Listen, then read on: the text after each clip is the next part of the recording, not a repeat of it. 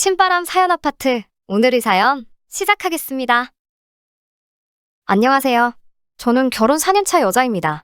아직 회사에 다니고 있고 당연히 남편과 저 사이에 아이는 아직 없어요. 남편은 체육 쪽을 전공했지만 대입에 실패하면서 1년 더 재수하는 대신에 군대에 일찍 입대를 했습니다. 병사 의무 복무 기간 2년을 채우고 나서 대학교를 재도전하려고 했는데 간부들 눈에 들어서 부사관 지원을 하게 되었고 그렇게 3년을 더 군 생활을 하다가 제대를 했어요. 전역하고 나니 대학교에 들어가는 게 겁이 났다고 하더라고요. 그래서 전역을 하자마자 곧바로 취직을 했고 거래처 여직원이었던 저를 만나게 되고 인연이 다 결혼까지 하게 되었습니다. 남편은 그때 다니던 회사에 아직도 다니고 있고 연차도 오래되어서 월급의 수당까지 합하면 한 달에 350만 원 정도를 벌고 있어요. 저도 아직 회사를 다니고 있고 둘이 버는 걸 합치면 600 정도를 벌고 있어서 결혼 생활 하는데 큰 문제는 없었습니다.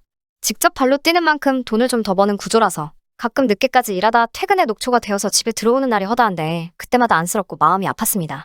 그래도 가족을 위해서 듬직하게 곰처럼 일하는 순수한 모습이 남편의 최고 장점이라고 생각했고 이 남자라면 평생을 함께해도 될 거라 생각했어요. 하지만 결국 단 한 가지의 단점에 이렇게 이혼을 결심하게 되었습니다. 지금부터 그 이야기를 해보려고 합니다. 신랑한테 남동생이 한 명 있어요. 남편하고는 4살 차이나 나는데 남편과는 다르게 공부머리가 있어서 4년제 상위권 대학을 나왔습니다. 하지만 저보다도 2살이나 어린데 아주 버르장머리가 없다고 해야 하나요? 도련님 때문에 기분 나쁜 적이 한두 번이 아니었어요. 저 역시 전문대를 졸업해서 곧바로 취직을 했고 시부모님 2분 다 고졸이기 때문에 도련님이 저를 포함한 시가 식구들 중에서는 가장 학력이 좋습니다. 그래서 그런가 시부모님이 도련님에 대한 믿음이 아주 커요. 남편도 그 영향을 받은 건지 잘 모르는 게 있으면 동생에게 먼저 물어보고 동생이 하는 말이라면 똑똑한 놈이 하는 말이니까 하면서 100% 신뢰를 합니다. 저는 그런 부분이 조금 갑갑했어요. 제가 볼 땐 아직 취직도 못한 햇병아리가 자기가 우물한 개구리인 줄도 모르고 잘난 척을 하는 것 같은데 조금이라도 제가 도련님이 내린 결정에 의문을 제기하거나 조금이라도 불만을 가지면 제 말을 들을 생각은 안 하고 제가 학벌에 자격지심이 있어서 자기 동생의 의견에 반대를 위한 반대를 한다는 식으로 몰아가더라고요.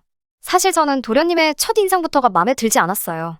남편이 가족들을 처음 소개해주는 자리에서 제가 어느 학교를 나왔는지 집요하게 물어보더라고요. 전문대를 나왔다는 게 부끄러운 사실이 아니라고 생각해서 제가 졸업한 학교를 말해줬더니 응? 거기는 대학교가 아니라 전문대 아니에요? 라고 하면서 비아냥대더라고요. 그 뒤로부터 제가 무슨 말만 하면 형수님은 전문대를 나오셔서 잘 모르나 본데 하면서 제 말을 계속해서 자르고 제 의견은 무시하면서 자기 하고 싶은 말만 우다다 늘어놓고 했거든요. 도련님이 좋은 대학 나온 건 알겠는데 좋은 대학에서 기본적인 예의는 안 가르쳐주는가 싶었어요. 남편도 도련님한테 한마디 해주면 좋을걸. 눈치가 없는 건지 도련님이 말할 때마다 그렇지 하면서 고개를 끄덕이고 있는 모습을 보면 한 대 쥐어받고 싶을 정도였어요.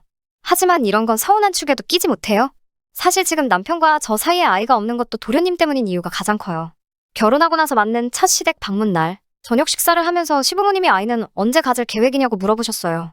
결혼도 했는데 늦출 이유가 없다는 생각에 기회만 되면 바로 갖고 싶다고 대답해 드렸는데 뜬금없이 도련님이 중간에 대화에 참여하더니 요즘 애들의 행복은 학력으로 결정된다는 얼토당토 않는 말을 하면서 군바리의 전문대를 졸업한 저희가 아이들 교육을 똑바로 할 수 있겠냐고 한 명당 사교육비 1억씩 모을 때까지는 아이를 갖지 않는 편이 앞으로 태어날 아이를 위해서도 더 좋을 거라는 말도 안 되는 소리를 했어요.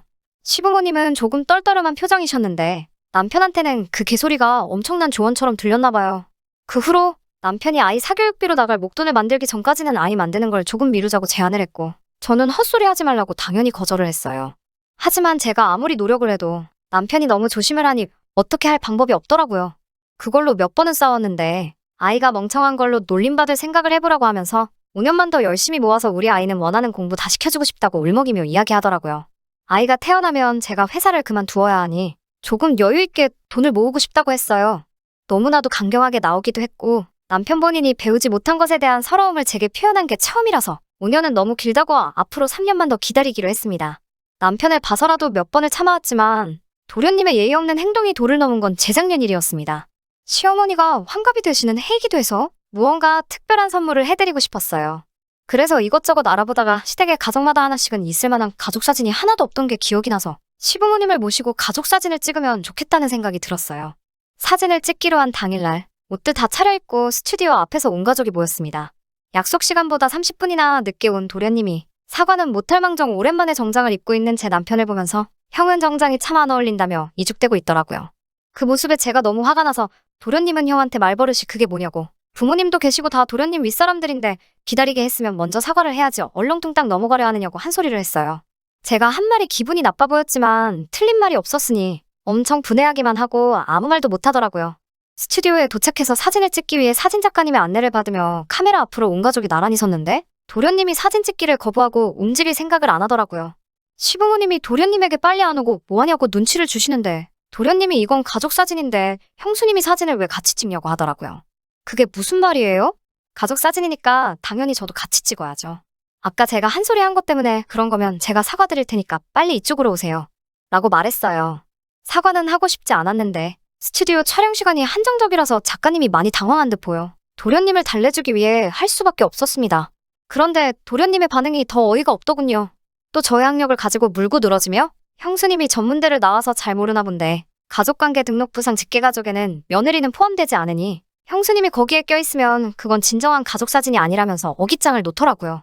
시부모님이나 남편이 똥꼬집을 부리는 도련님 좀 타일러줬으면 했는데 또 도련님이 하는 말이라면 철석같이 믿는 사람들이니 어쩌지도 못하고 가만히 있더라고요. 결국 같이 찍내마네로 실갱이를 하다가 당황한 작가님이 그럼 동생분 빼고 사진 한 장, 그리고 저를 빼고 사진 한 장에서 따로 찍자는 제안을 해서 그렇게 하기로 했어요.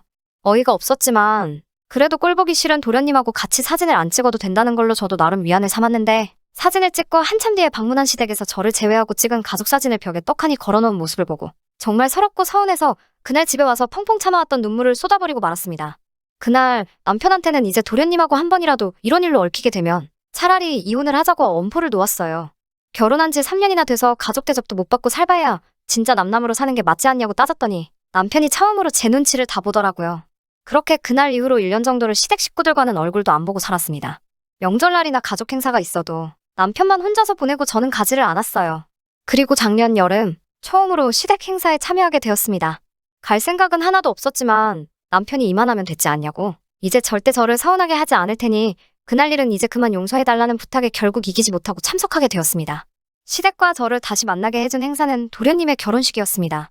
아직도 취직도 못하신 대단한 도련님이 직장이 생기기도 전에 어디서 속도 위반을 해가지고 아주 급하게 결혼식을 올리게 되었다고 하더라고요. 하필 처음으로 시댁을 다시 만나는 게 도련님의 결혼식인가 싶었지만 한 입으로 두 말을 할 수 없어서 참석하게 되었습니다. 결혼식은 잘 치러졌어요. 도련님도 새 신부도 시부모님도 전부 행복해 보였습니다. 식이 끝나고 사진 촬영을 하는데 가족분들이 나오라는 말에 저도 모르게 자리에서 움찔해버리고 말았어요. 남편에게는 화장실이 급하다고 하고 사진 촬영에서 혼자 빠져버리고 말았습니다. 그 결혼식장에서 행복하지 않은 건 저 혼자밖에 없는 것 같았어요. 그 사건이 벌써 1년이나 지났는데도 아직 서운함이 마음에 남아있다는 걸 제 스스로가 인정할 수가 없었어요. 그때 도련님이 삐졌던 것처럼 저도 똑같이 소심한 사람이 된 것 같아서 사진 촬영 당시에 잠수를 타버린 걸 후회도 많이 했어요. 그날을 계기로 저도 조금씩 닫고 있던 마음에 문을 열기로 했어요. 도련님도 이제 가장이 된 만큼 조금 달라진 모습을 보여주지 않을까 하는 기대도 있었거든요. 하지만 제가 바보였어요. 지난 추석에 시댁에 방문을 하고 제가 헛된 기대를 했다는 사실을 알게 되었습니다. 시부모님 댁벽에는 여전히 저를 빼고 찍은 사진이 그대로 걸려 있었고 그 옆에 나란히 걸려있던 한 장의 사진 때문에 저는 더 큰 충격을 받고 말았습니다. 제가 빠진 가족 사진 옆에 버젓이 걸려있는 새로운 사진은 도련님과 동서가 시댁 식구들과 찍은 가족 사진이었기 때문이었어요.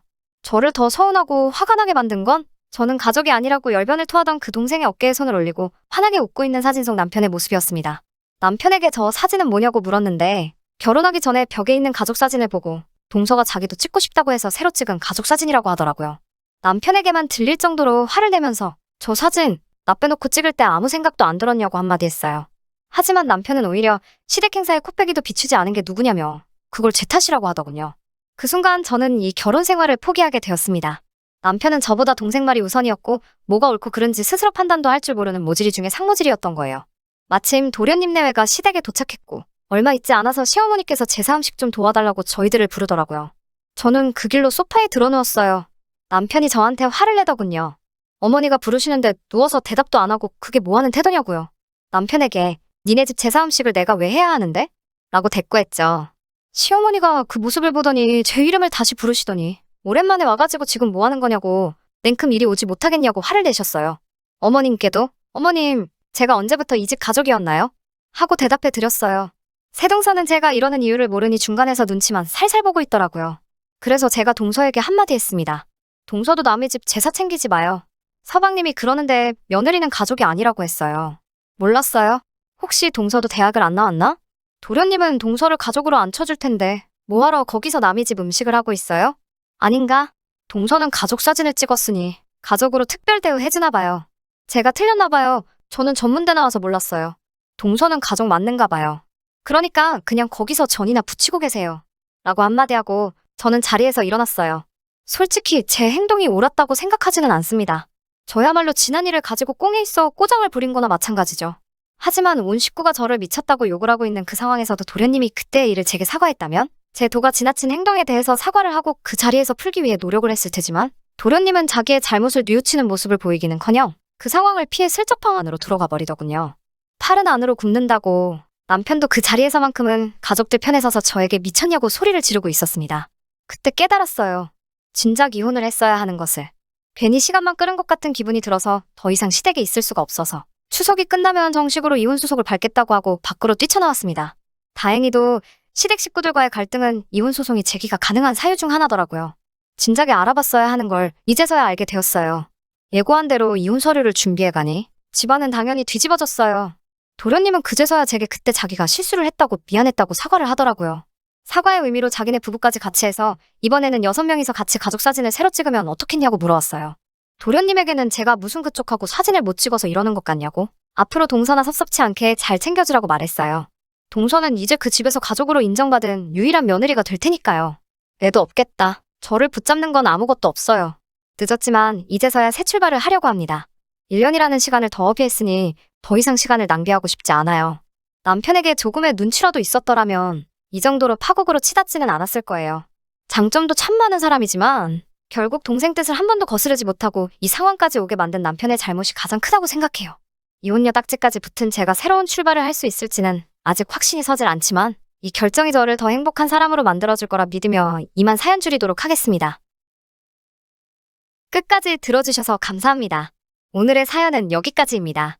구독과 좋아요, 알람 설정 부탁드리고 더 좋은 사연으로 다시 찾아뵙겠습니다. 감사합니다.